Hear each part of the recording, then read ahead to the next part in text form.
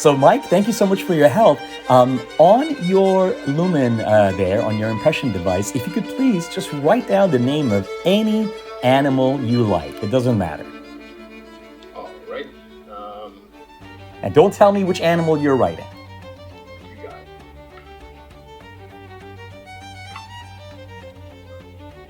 Okay, done. You got it? Okay, perfect. So now here, as we look at the Google Stats website, which can be opened by anybody in the world, it doesn't matter if they're on iOS or Android or even on a computer, right? The spectator has gone to the website. And as a matter of fact, this could be an entire stadium filled with spectators that it could have gone to the website, so everybody can participate at the same time. So now essentially, the spectators scroll down and they select whatever topic you're interested in. In this case, it's animals, right? And you ask any other spectator to name a number between 1 and 100. So let's say that spectator says 47, right? And so now, as everybody that's participating scrolls down to item number 47 on the list, oh my goodness, 47 says goat. So Mike, were you actually thinking of a goat? Yes, I was. There you go. Incredible. Yes, thank you so much. And then that's, of course, how using impression devices like Lumen can interface with ReaList. So you could take anything that someone has written down and transmit it into either an item in a list, or it can be actually text that's included in the preamble of ReaList as well. In case you're wondering how to set that up, all you have to do is in ReaList, you tap whatever topic you're interested in performing with, and in this case, it's the animals topic.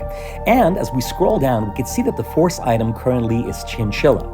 To have the inject transmission appear as your force item, just type in inject, colon, and whatever is your inject ID. And that's it. That's the only thing you have to do. This little wildcard character, or this stand-in, can be used anywhere in Inject and ReaList. That means that now, as we scroll down, you'll notice that in the preamble text, we have a sentence that reads, when asked to name any animal, most people will choose inject colon 2.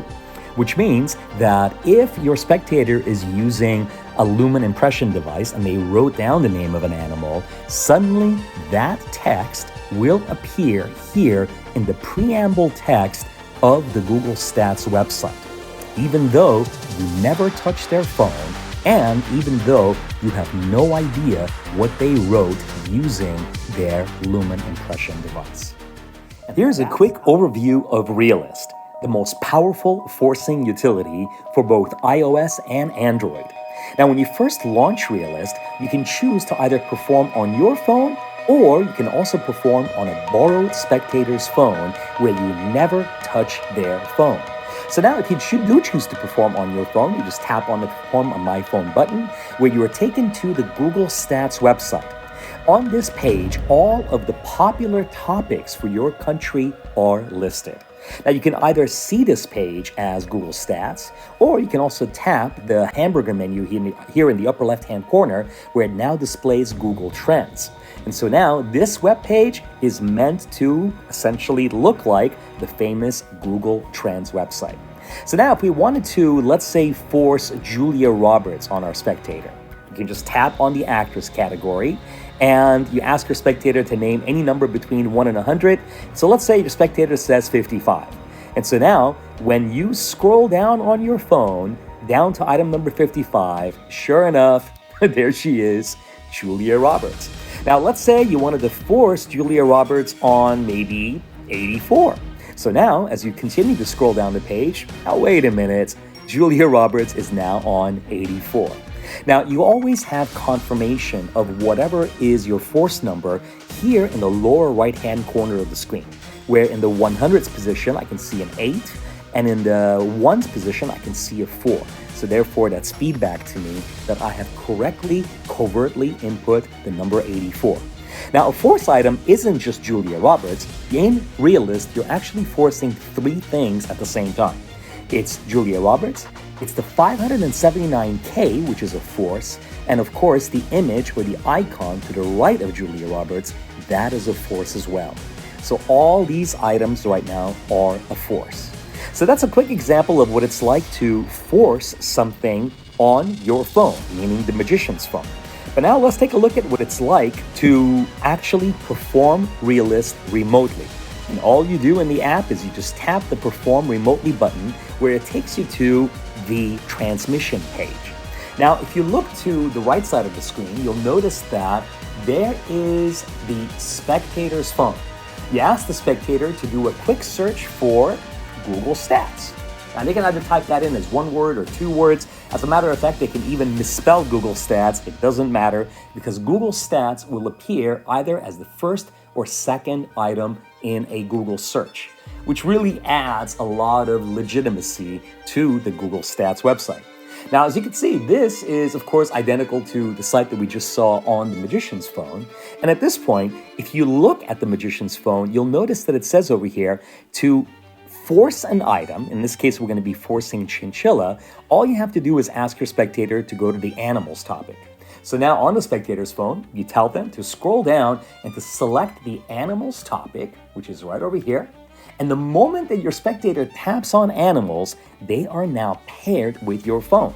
As a matter of fact, over here, you can see that it says that it's paired with one session, which is this particular spectator over here. Now, in this case, notice how the word session is in plural. That's because you can have an entire audience, as many spectators as you like, pair with your phone. So now, let's say we want to force chinchilla on whatever number our spectator wants. Well, we ask our spectator for a number, and the spectator says that they want the number 24. And that's it. In this particular case, we are now using the pocket swiping method as one of the 4 included methods of input in ReaList. So since we just forced 24, guess what? When the spectator scrolls down on their phone to item number 24, and you guessed it, there it is, there's chinchilla right there, okay? Well, if you are not comfortable with doing pocket swipes on your phone, you're welcome to go back and in the settings of ReaList, you can change the transmitter type from clock swipe to a simple number pad, which means that now when you activate the Perform Remotely button, you'll notice that now there's a little numeric keypad on the screen. So now let's say, for example, I change the number to be 34 and I hit send, and sure enough, here on the spectator's phone, you can see that item number 34 now is chinchilla. So that is another method of input. Going back to the settings, let's examine one of my favorite input methods, which is called a QR code. With the QR code input method, when you go to the transmitter page, you'll notice that there is a QR code where anybody that scans that code will be taken to your Google Stats page. Now, this is just more than just a simple QR code. It's actually a secret numeric input. This is a 3x3 grid, which means that if I wanted to, for example, force the number 39, 3 is here in the upper right-hand corner, 9 is in the lower right-hand corner. So just by tapping 39 there, that's already done.